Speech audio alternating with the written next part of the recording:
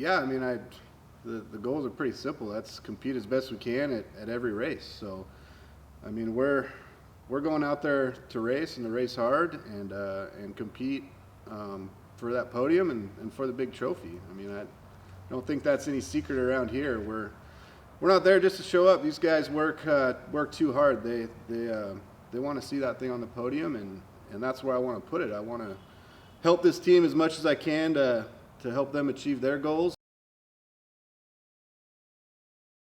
Well, it's been a busy winter, both for myself and extremely busy winter for the team here at the shop. But for myself, it's been I got a 5-year-old daughter. It was her first year of soccer, swimming lessons, working 40 hours a week, a couple weddings, and just work. So it's been good. I'm really looking forward to the season myself.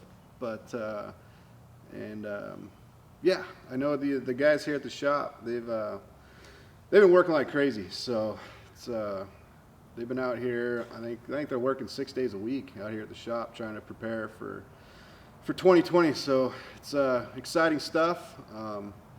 The off season always flies by a lot faster than you think it will, but yeah, I know myself and the team will all be ready and ready to go.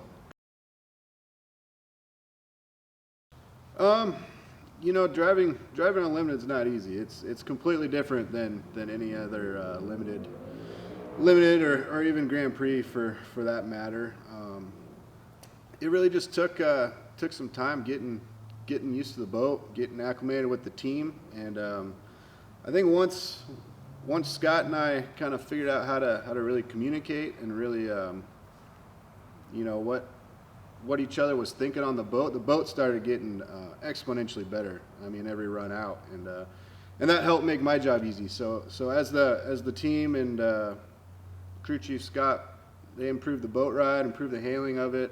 I mean, it made my job easier and improved my performance as well. So from where we started in Tri-Cities to where we ended in San Diego, my confidence level is exponentially higher, and the performance of the boat, I think, was pretty obvious that improved a lot. So if we can keep that momentum going and keep getting better each time out, you know, the sky's the limit. It's exciting. Personally, I think it's pretty exciting. I mean, it's a really positive thing for the sport, having more boats in the pits and on the water, and two, I think it's going to increase some of the strategy and some of the racing. I mean, there's no secret that if there's a 2-boat team, you know, they're probably going to work together and try to achieve their team goals. But I think it's going to add competitiveness to the racing as a whole, and also put more boats on the water and increase the show for the fans. So should be good. It's definitely not easy. So that when you draw up kind of in your head how you hope the weekend's going to go, that's definitely not how you want to start. Especially that being the same spot I drove in Unlimited the last time, 4 years prior. But you know, with anything, whether it's in baseball, striking out 3 different times in a row, and you gotta be able to flush things and move forward. And you know, I've really learned that, you know, you can't change the past. No matter what you do, you can't change it. You just got to try to learn from it and move forward. And you know, I knew this team had confidence in me, and that really helped.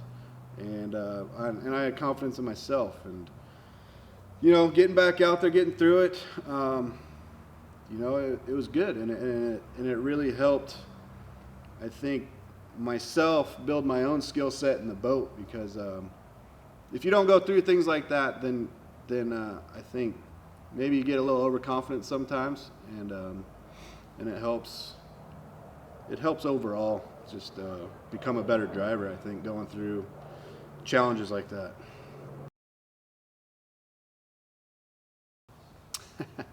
Well, my first experience, I don't remember because I was in a stroller. So my father, Jim, and grandfather John, they took me down to qualifying down on Lake Washington Seafair every year. And from being in a stroller all the way through being a youngster. So that's really where I kind of fell in love with the sport.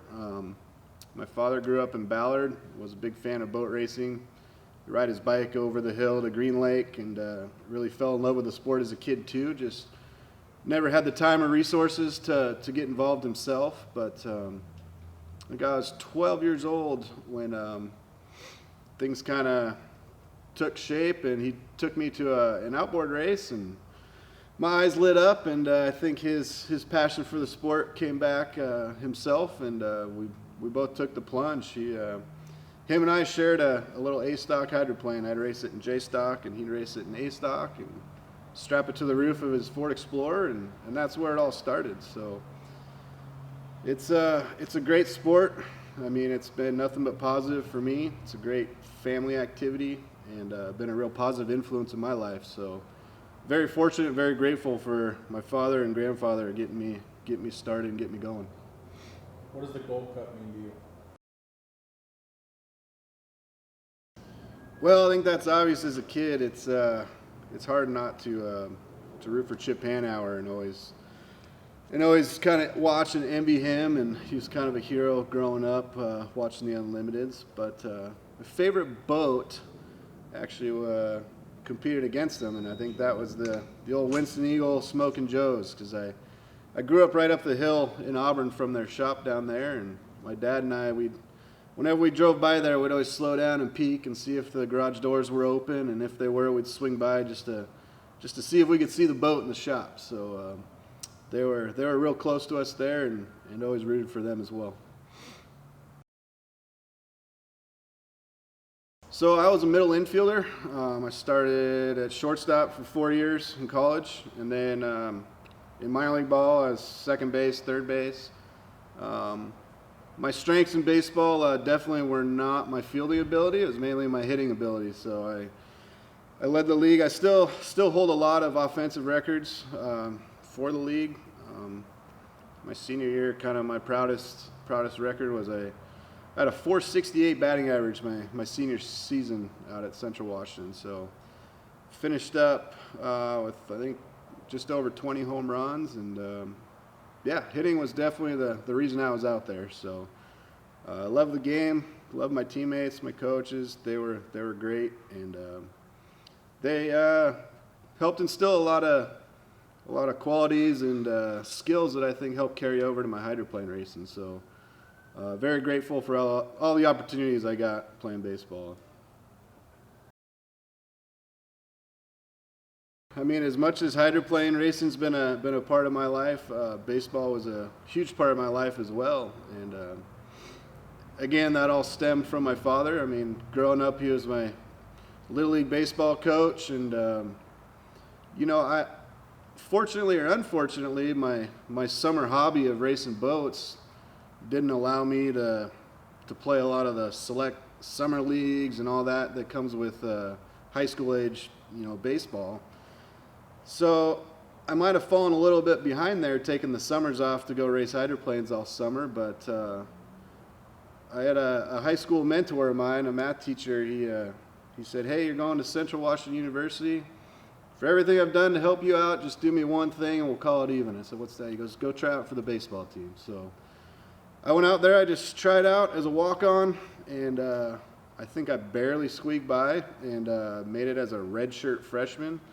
So that meant I didn't even get to suit up my whole first year out there, but things came around. I kind of took a break from boat racing for those 4 years to really focus on baseball, because I had a good opportunity to help pay for school if I could get good enough. And yeah, so I'd play summer ball all summer long. If I had a little bit of time, I'd sneak in a couple boat races, play baseball all through the college season, and fortunately it worked out really good. So I ended up being a first-team Division II All-American at Central Washington, and following my senior year, I got signed to play with the Kansas City Royals in their minor league system for a year. So once that ran out, it wasn't too much of a bum or a disappointment, because that meant I got to come back hydroplane racing. So racing's always been there and kind of helped fill that void of that competitiveness I have in myself. And both sports are a lot alike from a teamwork standpoint,